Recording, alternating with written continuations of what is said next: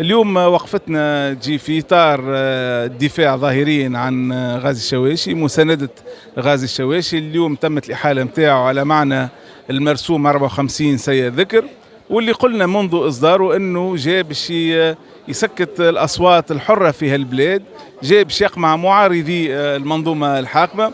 وبالتالي هذه حلقة أخرى من حلقات الصراع بين المدافعين على حرية التعبير وبين القابلين بهذا الوضع المأساوي في مستوى الحريات والحقوق.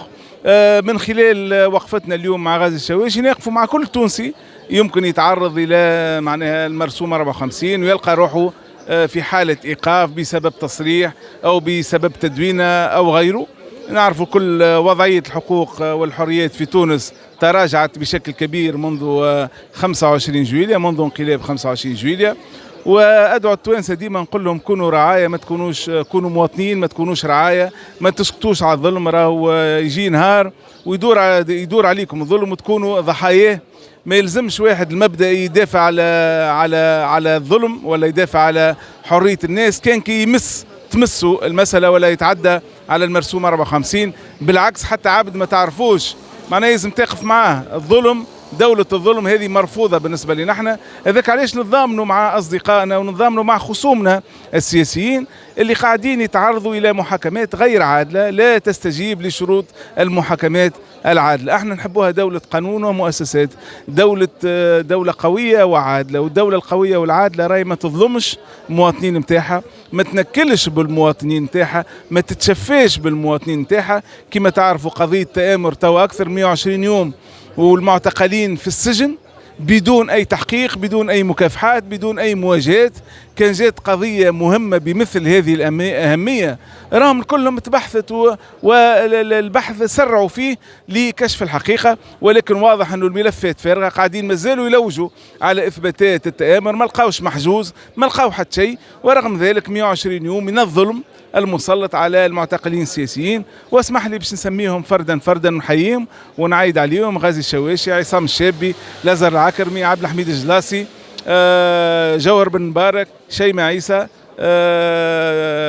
رضا بالحاج، وخيام التركي، وبقية المظلومين في بقية السجون حتى من خصومنا السياسيين. معنا حتى إشكال زاد باش نقولوا راهو راجل غنوش اللي يعرفوا موقفنا منه سياسيا، ولكن كي تتعلق المسألة بالحقوق والحريات ما نفرقوش ما بين التوانسة. أي واحد مظلوم ما ينجم يلقى منا كالمساندة والدعم. ماذا بينا يتحاكم اللي أخطأ في حق البلاد، يتحاكم ولكن مش بقضاء التعليمات، يتحاكم بمحاكمة عادلة تستجيب لشروط المحاكمة العادلة، مش بقضاء من يتجرع على تبريتهم فهو شريك لهم، أو بقضاء أنه يخرج رئيس السلطة التنفيذية ويقول المعتقلين راهم إرهابيين ومجرمين، في حين أنه من قام بجريمة في جربة صنفوه كمجرم وليس كإرهابي. وبالتالي هذه التناقضات نستعملوا في القضاء ونوظفوا فيه لتصفية الحسابات السياسية. ماناش قاعدين نلوجوا على العدالة، ماناش قاعدين نلوجوا على الحقيقة، ولكن قاعدين نتشفوا في المعارضين السياسيين متاعنا بحجة التآمر على أمر الدولة. اللي تعرفوا مليح اللي عندنا تقريبا 3 ولا 4 قضايا تاع تآمر أمن الدولة في البلاد، معناها يظهر لي رقم قياسي لازم يسجل في جينيس بوك. وهذه تعرف شكون يعمل القضايا هذه؟ هي الأنظمة الاستبدادية. أقرأوا التاريخ تلقى هتلر وموسوليني وستالين وصدام حسين وكل الأنظمة معناها الاستبدادية الكلها عملت قضايا تآمر على أمن الدولة ضد المعارضين نتاعها. وبالتالي هذا لم يشذ عن القاعدة. المنظومة الحالية في عوض تنجز للتوانسة وتحسن لهم الواقع نتاعهم قاعدة تغطي على الفشل نتاعها بمثل هذه القضايا الفارغة من كل مضمون. يحب يتخلص من المعارضين نتاعو، يحب يخوف الناس اللي ما همش في السجون. احنا قلنا راهو التوانسة كلهم ولات تونس سجن مفتوح، سجن مفتوح ما تعرفش اي مواطن تونسي في اي لحظه بالمرسوم 54 او بقضايا بقانون الارهاب يلقى روحه معناه في حاله ايقاف وهو معمل لا يد لا ساق.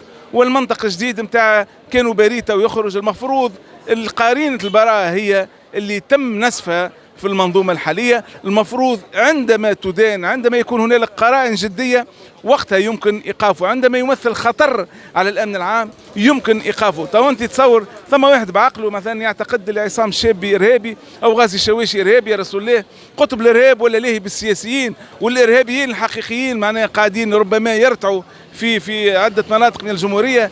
هذا هو وضعية اللي وصلنا لها للأسف شديد وضعية الظلم هذه لن تدوم، نقولوها رسالة واضحة، لن يدوم الظلم ساعة. وجاوا قبلك معناها أنظمة استبدادية وظلمت سياسيين واعتقلتهم وحطتهم في السجن، وفي نهاية الأمر اللي مات في السعودية واللي مات ذليل وكل شيء. الناس للأسف الشديد ما يقراوش التاريخ وما يعرفوش أنها لو دامت لغيرهم لما آلت إليهم.